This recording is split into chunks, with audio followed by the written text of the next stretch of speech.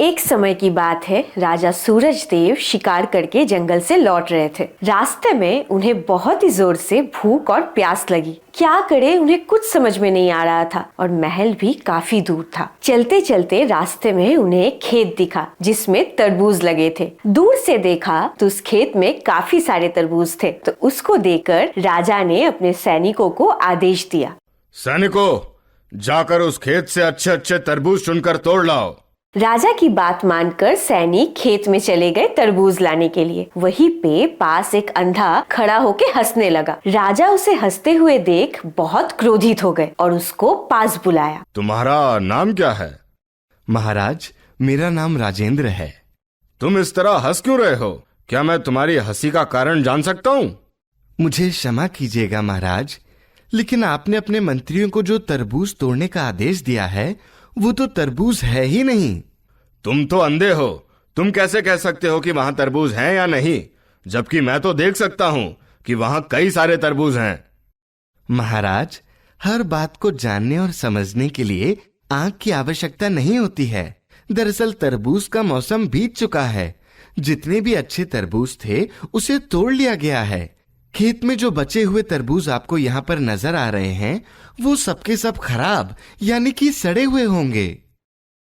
अंधे के बोलने के बाद सैनिक भी आए और बोले कि तरबूज तो सड़े हुए हैं। राजा को लगा कि ये अंधा तो काफी बुद्धिमान और दूरदर्शी है। तभी राजा ने अंधे से कहा, राजेंद्र, अगर तुम्हें परेशानी ना हो तो तुम मेरे महल के पास ही रहो। मैं तुम्हारे रहने की सारी व्यवस्था करवा दूंगा और तुम्हारे खाने पीने की भी मदद कर दूंगा।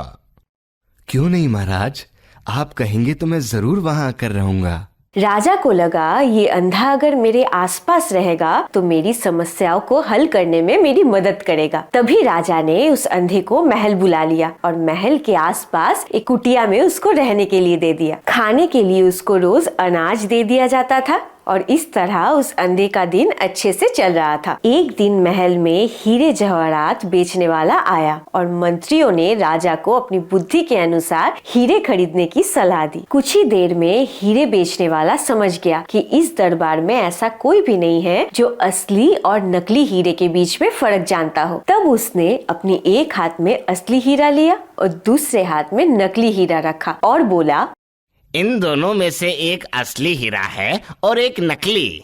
असली हीरे की कीमत 1,00,000 रुपए है, दूसरा महज कांच का टुकड़ा है। यहाँ मौजूद कोई भी शख्स अगर असली हीरे की पहचान कर लेता है तो ये हीरा उसका, लेकिन अगर उसने नकली हीरे को असली बता दिया तो असली हीरे की कीमत देनी होगी। हीरे बेचने वाले की बात सुनकर सभी ने एक दूसरे का मुंह देखना शुरू कर दिया, क्योंकि उस दरबार में किसी को भी समझ में नहीं आ रहा था कौन सा हीरा असली है और कौन सा नकली। तभी राजा को उस अंधे व्यक्ति की याद आई और उसने उस अंधे व्यक्ति को बुलावा भेज दिया। थोड़ी ही देर में वो अंधा दरबार में आता है। महाराज की जय हो। कहिए महाराज, आपने मुझे कैसे याद किया? राजेंद्र, इस जौहरी के हाथ में एक असली हीरा है और दूसरा महज कांच का टुकड़ा। क्या तुम इनमें से असली हीरे की पहचान कर सकते हो?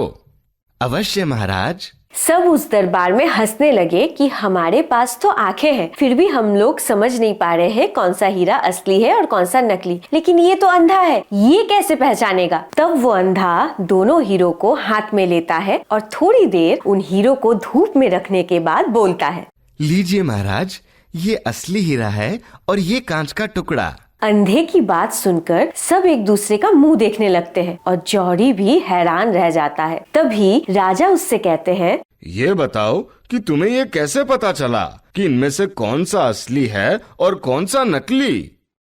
महाराज, ये तो बहुत ही आसान है। धूप में रहने पर थोड़ी ही देर में कांच गर्म हो जाता है, जबकि हीरा जस से तस रहता है। सब कोई अंधे की बात सुनकर सन्न हो जाते हैं। जौहरी को भी वो हीरा अंधे को देना पड़ता है और राजा भी अंधे की बुद्धिमानी से काफी चकित हो जाते हैं। अब राजा उस अंधे को 3 टाइम का खाना देने लगे और उसकी सुविधा बढ़ा दी। कुछ दिनों के बाद 2 भाइयों के जायदाद के बंटवारे का मामला दरबार में आया। महाराज, हमारे स्वर्गीय पिताजी कुछ जमीन जायदाद हमारे लिए छोड़ गए थे, लेकिन हमारे सामने परेशानी ये है कि इनमें से कुछ जमीन अच्छी है तो कुछ जमीन बंजर है, कुछ पथरीली है तो कुछ पर तालाब बने हुए हैं। लेकिन जो झीलें, नदियां और जंगल बीच में पड़ते हैं, उसकी वजह से बंटवारा करने में परेशानी हो रही है। अब आप ही कोई हल निकाले महाराज। इनका मामला काफी उलझनों वाला था। ऐसे में राजा के मंत्री भी सोच में पड़ गए कि कैसे इनका बंटवारा करे कि दोनों भाइयों में लड़ाई या मनमुटाव ना हो। तब राजा ने अंधे को बुलावा भेजा। कुछ ही देर में अंधा दरबार में आ गया। राजा ने उसको सारी बात बताई और समाधान निकालने को कहा। और तब अंधा ने बोला, महाराज, इसमें परेशानी क्या है?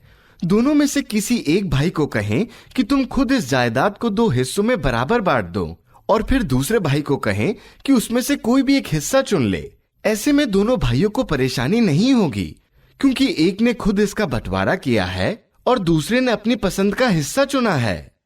अंधे की बात सुनकर सब हैरान थे कि कैसे उसने चुटकी में इतने बड़े मामले को सुलझा दिया। ऐसे ही राजा कभी भी कोई परेशानी में फंसते तो वो अंधा, जिसका नाम राजेंद्र था, वो तुरंत ही हल निकाल देता था। एक बार राजा अपने महल में बहुत उदास महसूस कर रहे थे। तभी उन्होंने राजेंद्र को बुलाया और पूछा, राजेंद्र, तुम इतने दूरदर्शी हो, बुद्धिमान हो, फिर भी तुम इस बात को नहीं जान पाए कि राज्य मुझे विरासत में नहीं मिला है, बल्कि मैंने इसे किसी से जबरदस्ती हथियाया है।